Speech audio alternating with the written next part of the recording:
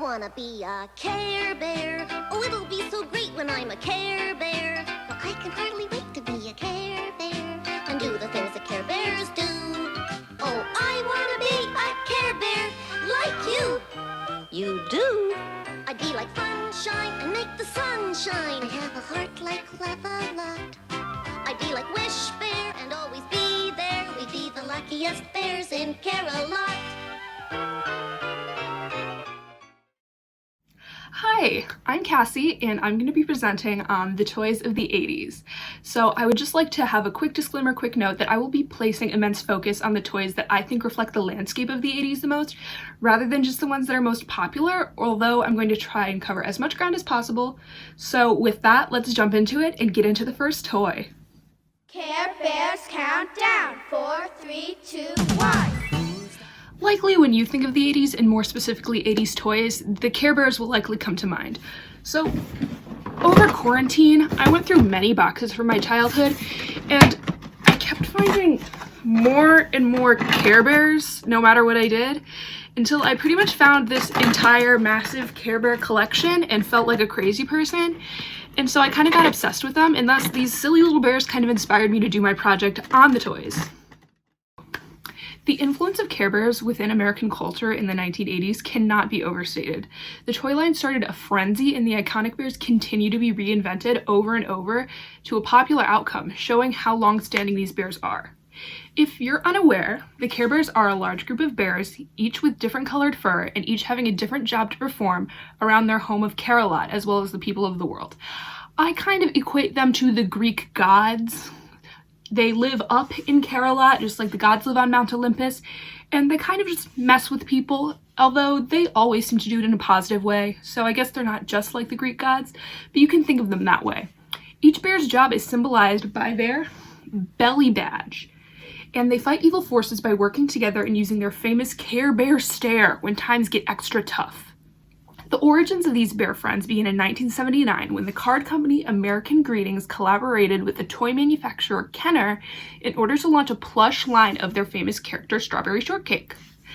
The massive success of Strawberry Shortcake led to American Greetings executives to wonder if they could achieve another bestseller in this kind of market. And so in 1981, American Greetings and Kenner began to design and manufacture a toy line based on Elena Kucharik's colorful illustrated bears previously used on many greeting cards. Now, what is so important about the release of the Care Bears is that in 1968, the Action for Children's Television was formed, or the ACT, not the test. A committee that regulated what could be shown to children on TV. They basically regulated you can't advertise to children. You cannot advertise specifically to children. So you didn't see a lot of that in the 60s and 70s. But in 1981, Reagan appointed Mark Fowler as the head of the FCC. So then Fowler completely deregulated children's television, making it this new capitalist Wild West, in which advertisers could promote their products to children as much as they wanted. The Care Bears made their premiere at the 1983 New York Toy Fair. The characters introduced were Bedtime Bear, Birthday Bear, Cheer Bear, Friend Bear, Funshine Bear, Good Luck Bear, Grumpy Bear, Love-A-Lot Bear, Tenderheart Bear, and Wish Bear.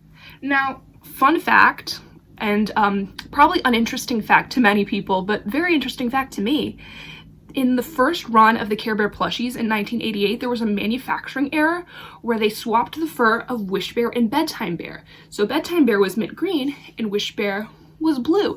So in this commercial I'm about to show you, focus and see that you can see a blue Wish Bear. I think it's super cool. They're a super rare collector's item. Kind of irrelevant, but I think it's awesome. Giving a Care Bear is a very special way of sharing your feelings. Bear, she's a wish come true. Because a Care Bear's tummy shows just what you're feeling in your heart. Cheer Bear! He'll help you cheer from the sidelines. Make any day special for someone you care about. Won't be any fun without you. Sunshine Bear will keep you company.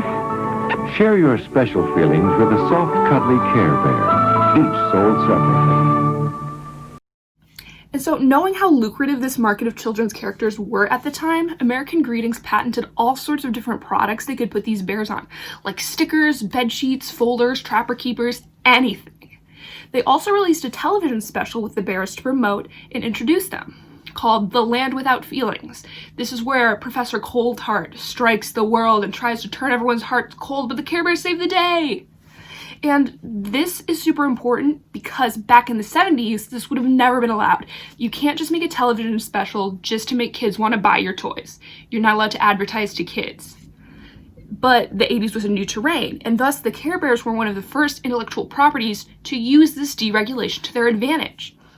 Now, G.I. Joe, Transformers, and He-Man all seem to use a similar style, in which each episode of the show seemed to introduce and advertise a brand new toy by name in order to promote sales. Like, if you watch the G.I. Joe cartoon in the 80s, they never say, let's get in our tank, G.I. Joe. They always say, let's get in this brand new, this number war tank, you know, so the children could know the toy by name to get them. And the Care Bears did this as well. They always say each bear by name in order to promote that there's a new plushie for sale. The Bears were an instant success, and the very next year, new characters called the Care Bear Cousins were introduced in order to expand the line, and they've been rebooted every few years since then, seeming to keep a steady popularity since the 1980s. But the 2020 reboot has not seemed to get as much love, so if you're in the mood to watch Care Bears, you should watch the 2020 version. Cabbage Patch Kids. Growing in the garden. Cabbage Patch Kids. Now, the Cabbage Patch dolls are perhaps the most popular toy line of the 80s. They were this massive craze where every child just had to have one, and the stores were constantly sold out. It seemed to be one of the first retail store crazes, where people violently stampeded into stores in hopes of getting their hands on one. Cabbage Patch dolls, if you don't know, are small vinyl and felt baby dolls. What was so special about them is they're kind of paradoxical to me, promise of uniqueness, even though being a mass-produced toy. Each doll is said to be unique. They used a couple different molds and a couple different body shapes and put together all these different combinations. So each doll you would get was said to be completely its own doll, its own being. And so each doll was unique, just like their owner. And they say that you're not buying them from the stores, but rather you adopted these dolls. The concept blazed trails for later concepts like Webkinz and American Girl dolls. The origins of Cabbage Patch is difficult and controversial to navigate. However, the official story that says on their website states that Xavier Roberts made the dolls in 1976 and called them Little People dolls. However, as the sales took off, he could no longer handle the manufacturing of them and handed it over to small toy company Coleco, who later handed it over to Hasbro. However, Martha Nelson Stewart claims that Roberts bought one of her handmade doll babies and tried to sell them off as his own. And when she confronted them, he made his own version, essentially stealing her idea. Through many long legal battles, there's been no concrete answer as to who had the idea first. Was it Martha Nelson Stewart or Xavier Roberts? However, Cabbage Patch officially debuted as we know them today in 1982 and was said to be the most popular toy of Christmas in 1983. When you open your arms to a Cabbage Patch Kid, your heart opens wide and lets the love come in. Everyone is special and has so much to give. Come and open your arms to a Cabbage Patch Kid. Cabbage Patch Kids. Each one's unique, each sold separately by Coleco. Now there are even more ways to care for your Cabbage Patch Kids. There are Cabbage Patch Kid table mates so your kid can join you for meals. Cabbage Patch travel bags for visiting the rest of the family. Automatic musical swings for just relaxing at home. And even Cabbage Patch Kid 3-in-1 prams that turn into travel beds. They're one of a kind, they're Cabbage Patch Kids. You can give them all of your life.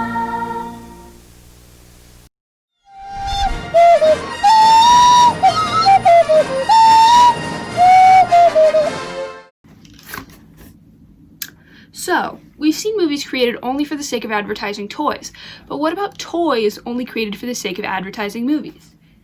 If you don't know what an IP is, IT stands for intellectual property, and it just means any character, series, saga, anything copyrighted. And so this is what I call the attack of the IPs come in, and what I also call the blockbuster toys, where we will meet major toy manufacturers like our old friend Kenner. The term action figure was created in 1964 by Hasbro in order to market the original run of G.I. Joe. However, it was the 1980s that made them a staple of many children's collections. Of course, G.I. Joe, He-Man, Ninja Turtles, and many others were the main event as far as action figures were. However, stars of blockbuster Hollywood films were also best sellers. Manufacturers like Kenner created Ghostbusters figurines, Indiana Jones figurines, Star Wars figurines, all sorts. Most notable was the real Ghostbusters action figure set, which were a major hit among children. Attention all Ghostbusters. Be on the lookout for haunted humans. Wanted, Granny Gross. She's no sweet old lady. Wanted, Tombstone Tackle. He's no hero. Wanted, Ex-Cop. He's not on your side. To catch these ghosts, you need the real Ghostbusters. There's Peter, Egon, Winston, Ray. Each sold separately. They're running out fast. But any big 80s blockbuster you could think of, from Star Wars to Indiana Jones to Back to the Future to E.T. and more, were the stars of these kinds of sets. What's interesting about this is, once again, the notable deregulation in what can be advertised to children. We all know that there's some major graphic imagery in most of these films, and they're not really made for children. However, the toys were made and advertised specifically for them, giving these films mass advertising as well as a much larger audience, which is what I think so many of us have watched these as little kids. Like, I watched Indiana Jones when I was a little kid and was absolutely horrified. Indy, over here. Indiana Jones, at your service, Toad. Ah! Indiana Jones and other action figures new from Raiders of the Lost Ark collection, each sold separately. Watch him, Cairo, swordsman. Yeah, watch my swing. Nice. All downhill from here, swordsman. You'll be sorry, Jones. Tricked you again, Toad. Indiana Jones, Tote, and Cairo Swordsman action figures, each sold separately from Raiders of the Lost Ark collection, new from Kenner. It's a Bespin Guard. Halt, strangers. Take us to Lando Calrissian. Follow me. From Kenner's Star Wars, The Empire Strikes Back collection. Action figures each sold separately. I'm Lando. Who's there? Han Solo on a mission with a rebel soldier. What's your mission? We're fighting the Empire, and we need your help. Han Solo, Rebel Soldier, Lando Calrissian, and Bespin Guard, each sold separately. From Star Wars, The Empire Strikes Back collection, new from Kenner. The Rubik's Cube. Red, yellow, green, white, orange, blue. Now, Rubik's Cubes. Erno Rubik created the Magic Cube in 1974, and in 1980 it was renamed to the Rubik's Cube and sold by the Ideal Toys Corporation. By 1981, the craze of speed cubing, in which cubers attempted to solve the puzzle as fast as possible, became a massive trend among children and teens. There were world record competitions to see who could solve the fastest, books written on how most to efficiently solve it. Basically, Rubik's Cubes were flying off the shelves in 1981. However, the fad ended just as fast as it began, and in the New York Times, they declared the toys irrelevant in 1982. However, it got its own television show in 1983 entitled Rubik: The Amazing Cube, which did not perform so well. On a mysterious night, Rubik Cube appeared, bringing happiness. Rubik Cube has changed everything in our lives. He's colorful, magical, lovable. Rubik, he's our friend.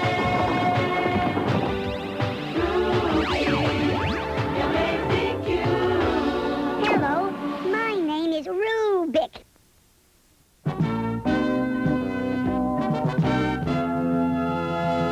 What's fascinating about the Rubik's Cube and its popularity to me is how fast it went in and out of the public eye and how it seems to resurrect itself every so often. But most speed cubers have never really stopped loving the toy. Sure, Sir Isaac Newton unraveled the mysteries of gravity, but could he have unraveled the mysteries of Rubik's Cube? 3 weeks ago, Judge Smith retired to her chambers with Exhibit A, Rubik's Cube. She hasn't been seen since.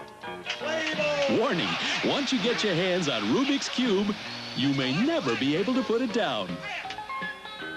Rubik's Cube, over 3 billion combinations, but just one solution from Ideal.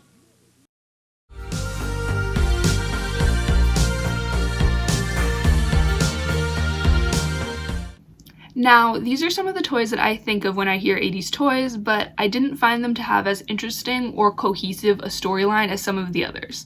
Hayden's already covered this wonderfully, but it must be mentioned that video game consoles were becoming a massive staple around this time, including the Game Boy and NES.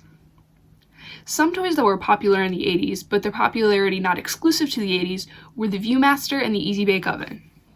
And some popular toys that have a similar story to the others were My Little Pony, which started as My Pretty Pony in 1981 to a lukewarm reaction, and then rebooted to My Little Pony to a much better reception. Along with the toy line came some animations, very similar to the Care Bears and Strawberry Shortcake. Now, Rainbow Bright also has a similar story to Strawberry Shortcake and the Care Bears. She started off as a Hallmark character with her own TV show, and then developed a toy line produced by Mattel.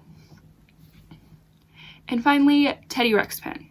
Teddy Ruxpin is a terrifying animatronic stuffed bear who recites stories through a cassette player in his back.